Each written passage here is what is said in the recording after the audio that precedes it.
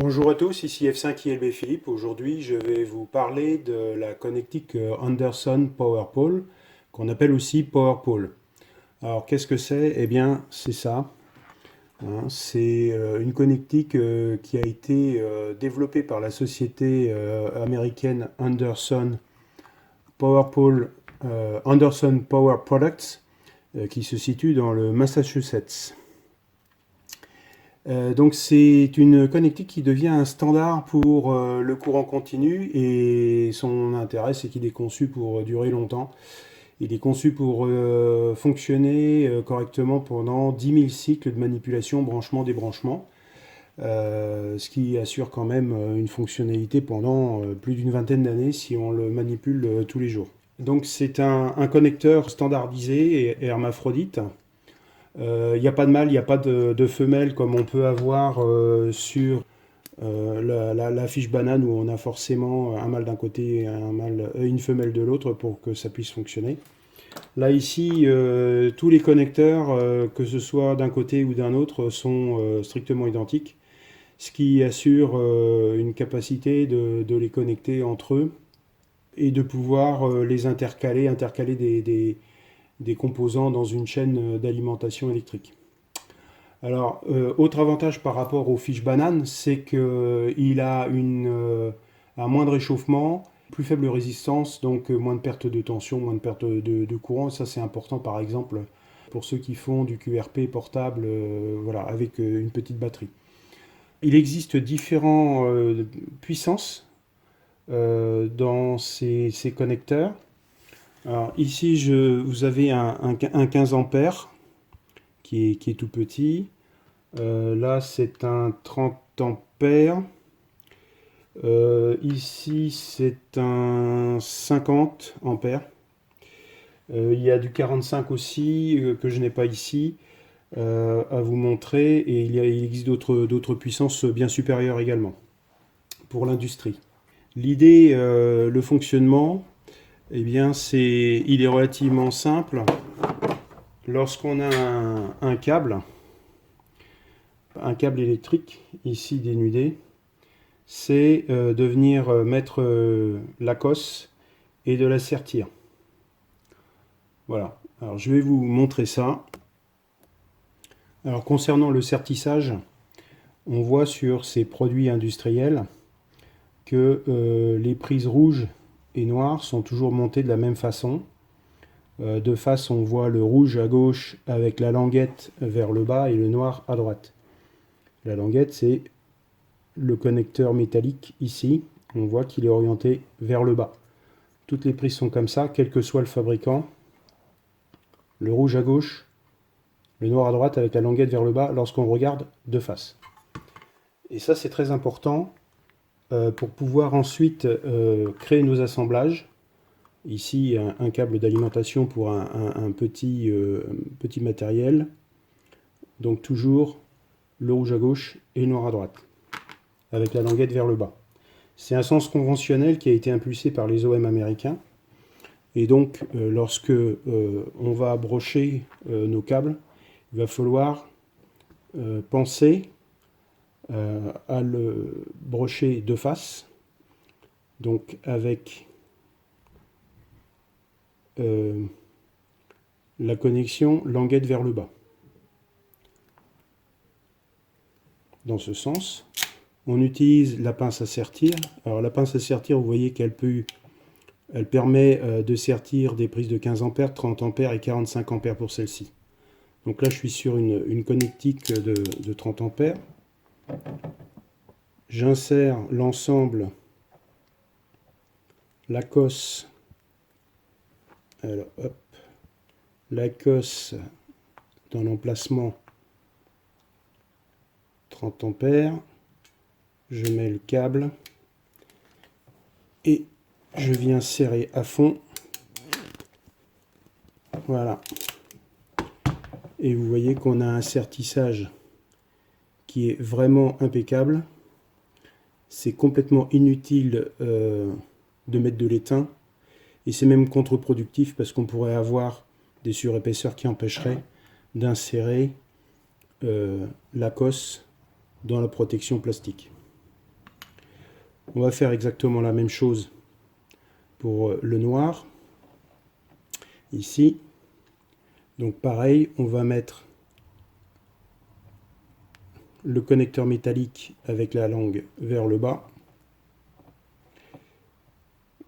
bien parallèle au rouge. On l'insère. Hop, alors des fois, il vaut mieux faire ça en deux temps. Voilà.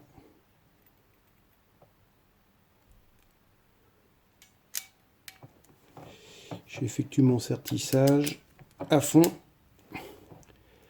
avec la prise. Voilà. Et là, j'ai mes deux cosses qui sont parfaitement serties. Ça risque pas de se sauver. Et la connexion électrique est très bien faite. Ensuite, il ne me reste plus qu'à insérer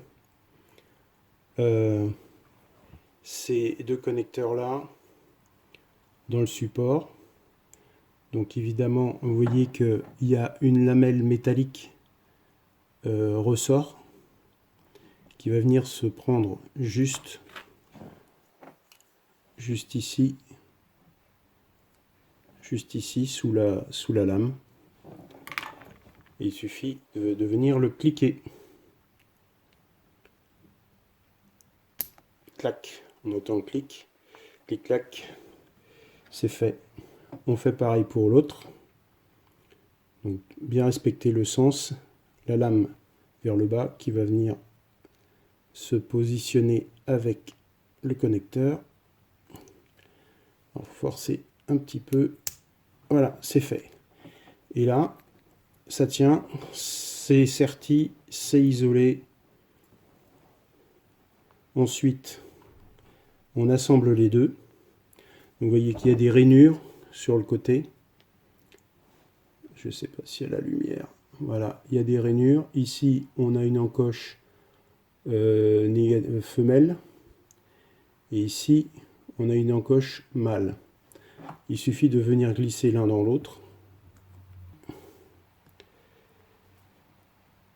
Et là, on se retrouve avec notre câble équipé avec notre connecteur rouge à gauche, notre connecteur noir à droite, les languettes vers le bas. Pour l'immobiliser, éviter que ça bouge, il est prévu des petites goupilles, toutes petites, hein, ça s'achète. Mais on peut utiliser aussi, si vous le souhaitez, une allumette. Hein, ça vient boucher la lumière qui se trouve là. Et puis après, il suffit de couper l'allumette des deux côtés, par exemple, avec un cutter ou une pince coupante. Voilà. Et là, on a nos deux prises qui sont assemblées et qui ne peuvent plus coulisser, qui sont solidaires. Donc notre connectique, elle est prête à être utilisée là. Donc sur un matériel quel qu'il soit. Donc forcément le rouge sur le rouge, le noir sur le noir. Voilà, ça se branche tout seul.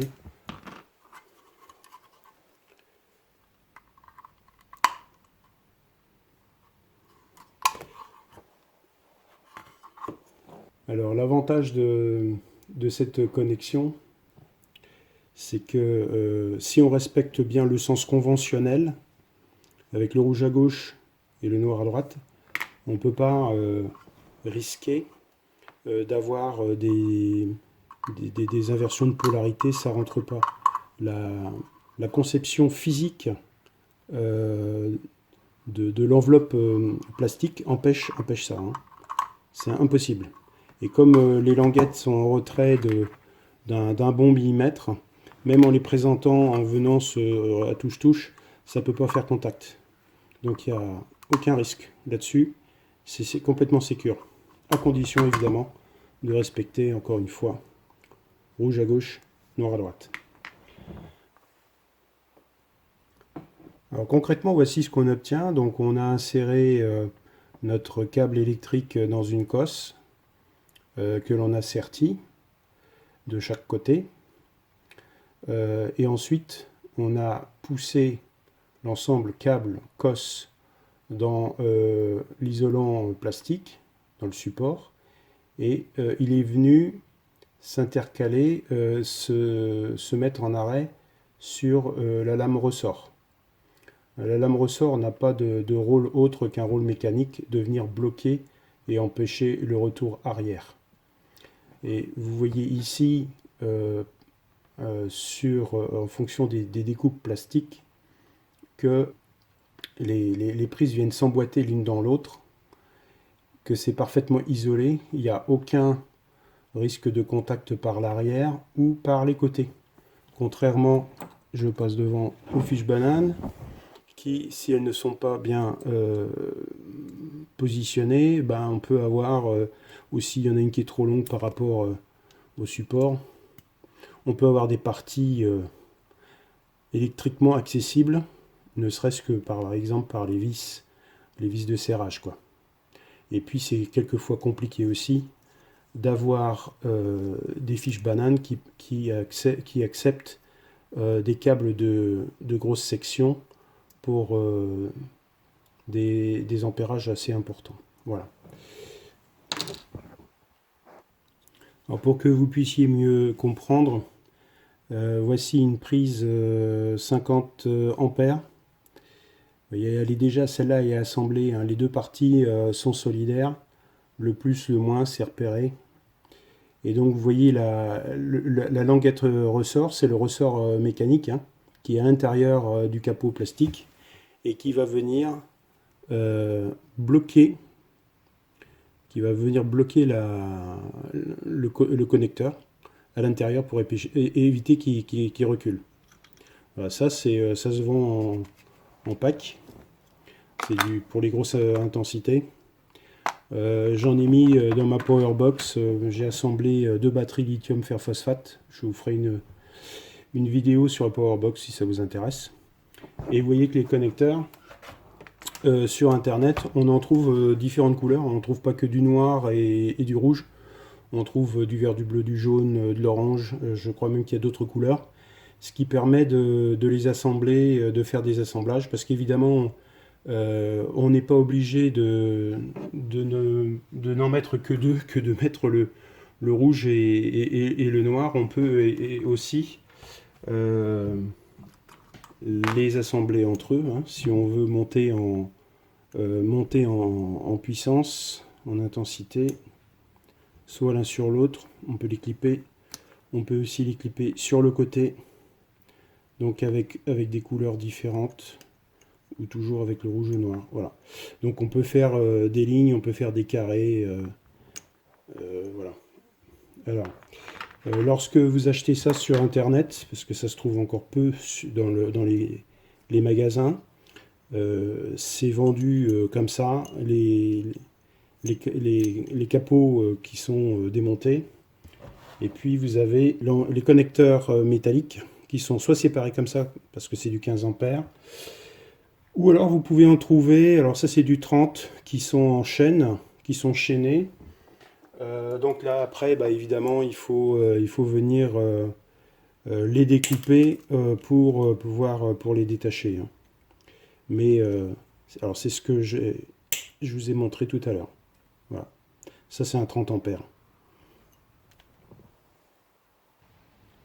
Alors tout à l'heure je vous ai dit que c'était un équipement hermaphrodite, hein. Donc les deux prises sont strictement identiques, vous l'avez compris. Donc l'important est de respecter le sens de câblage, évidemment.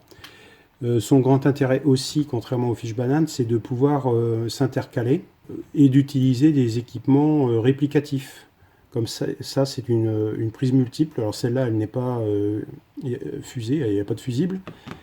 Celle-ci, bah, c'est une autre marque, elle l'est.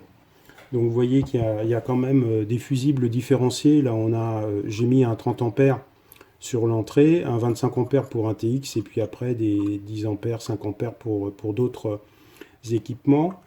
Comme ce sont des fusibles type fusible de voiture, ils sont évidemment interchangeables, hein. Ça se trouve en magasin, magasin auto. Là, c'est un 40 ampères, ça c'est du 15 ampères, ça c'est du 2 ampères. Ils sont repérés en fonction de la couleur. Et ce qui est évidemment pratique, c'est qu'on voit par transparence si le conducteur est grillé ou pas. Même ceux-là, hein. Ce type-là aussi. Voilà, on voit la petite lamelle à l'intérieur. Donc on peut les intercaler, hein. Ici par exemple j'ai un wattmètre ampère-mètre. On peut l'alimenter, donc il y a un sens source charge. On peut l'alimenter. Voilà. Et puis après on peut mettre notre prise de distribution, notre rampe de distribution. Voilà. Et là on vient par exemple alimenter, j'ai mis un 25 ampères, on peut alimenter un TX. Et puis ici sur une petite une prise avec un fusible de plus faible intensité, et ben on peut venir mettre un petit périphérique, voilà, par exemple. On peut aussi, comme tout ça c'est intercalable, mon wattmètre, il y a encore 13 volts 3, les batteries lithium fer phosphate que j'avais chargées cet été, elles tiennent encore. Donc on peut le mettre par exemple directement sur un équipement particulier pour faire une mesure, et on vient brancher le TX à la suite, et ainsi on mesure uniquement la consommation du TX et non pas de tout l'ensemble. Voilà, ça c'est une possibilité, un intérêt certain. Alors sur internet on trouve tout un écosystème maintenant autour de l'Anderson PowerPole. Donc on trouve évidemment des équipements de mesure, de distribution, on trouve des prises, on trouve même ce genre de choses, des accessoires pour capoter, pour protéger des prises pour éviter que la poussière ou l'humidité rentre dedans. On trouve évidemment, je vous ai montré des petites goupilles pour éviter que les prises ne viennent glisser. Vous voyez ici par exemple, il y a une goupille dans chacune. Et si on ne met pas les goupilles, on peut éventuellement mettre aussi ce genre de clip qui vient à la place des goupilles empêcher et maintenir solidaire l'ensemble. Donc du coup on empêche que tous les quatre ne puissent se séparer. Voilà. On trouve évidemment aussi, hop, je vous montre les prises, les pinces à sertir. Donc ici c'est juste un exemple que j'ai trouvé sur internet, c'est pas tout à fait celle-là, mais c'en est une parmi d'autres. Comme c'est le point dur en fait du dispositif, c'est ce qui coûte le plus cher. Donc autant en acheter une de bonne facture, parce que il faut quand même presser relativement fort, surtout sur du 45 ampères, du 30 ou du 45 ampères. Donc il faut qu'elle résiste, hein. Et c'est de la belle mécanique, quoi. Voilà. L'utilisation est assez simple, hein. Vous avez vu, on met dans la bonne encoche, on met la languette, il y a une butée derrière, on ne peut pas aller trop loin, on serre et c'est fait. Il n'y a aucune difficulté. Alors concernant l'assemblage, un dernier petit truc, une difficulté auquel j'ai été confronté et je souhaite vous partager la solution. C'est lorsqu'on a du câble relativement fin et souple comme celui-ci, hein. Ça c'est une prise d'alimentation pour un Elecraft KX3. Ça pourrait être aussi pour un Yaesu FT817 et FT818. Donc la résistance du fil n'est pas assez importante pour pouvoir clipper. Donc je me suis aidé d'un petit tournevis plat. Vous voyez, on va aller pousser la lamelle avec le tournevis plat jusqu'à l'encliquer. Voilà, c'est la solution que j'ai trouvée et que je vous donne comme ça. Alors en guise de conclusion, je vous donne mon point de vue sur les avantages et les inconvénients de la connectique de Anderson PowerPole. Donc en guise d'avantage, c'est une standardisation émergente dans le monde radio amateur, hein, c'est en plein essor. Ça permet de brancher des câbles de section bien supérieure aux Fishbanan avec des coloris divers hein, si on a besoin. Il y a plus de surface de contact, donc moins d'échauffement et de perte d'énergie qu'une Fishbanan. C'est une connexion qui est fiable, hein, qui est conçue pour durer 10 000 cycles, soit plus de 25 ans si j'ai pas fait erreur de calcul, si vous déconnectez une fois par jour. La conception est hermaphrodite, ça permet donc tout un tas d'assemblages possibles, d'intercaler avant, après certains équipements. Si on respecte la convention de montage, très très important, le rouge à gauche et le noir à droite, l'isolant rend l'inversion impossible. Au titre des inconvénients, on n'en trouve pas partout encore, hein, mais ça se trouve facilement sur internet. Et puis, bon, il faut recabler les matériels de la station si on est en Fishbanan. Par contre, il existe des adaptateurs, hein, ça se trouve où on fabrique des adaptateurs. Hein. Par exemple, adaptateur Fishbanan d'un côté et PowerPole de l'autre, hein, on peut se le fabriquer, quoi. Alors, il faut acheter un équipement, une pince à sertir. Ça, c'est le gros du budget. Comptez pour une bonne autour de 50-60 euros pour un bon équipement. Mais il vaut mieux en acheter une bonne une fois qu'en acheter deux fois. Parce qu'il est nécessaire d'appliquer une forte pression, comme vous l'avez vu, pour que la cosse se referme bien et que ce soit vraiment bien serti, que ça ne bouge vraiment pas et qu'il n'y ait aucun risque que le câble ne sorte.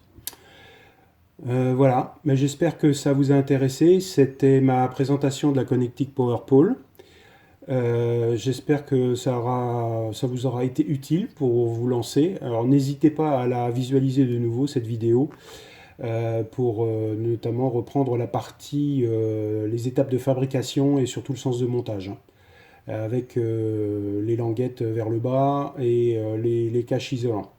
Voilà, si vous avez apprécié, bah évidemment, vous pouvez cliquer sur le pouce en l'air en bas, là, en bas de la vidéo, là, voilà, et puis éventuellement vous abonner. Et puis si vous avez des questions, eh bien, j'essaierai d'y répondre. F5ILB et Philippe vous salue, 73.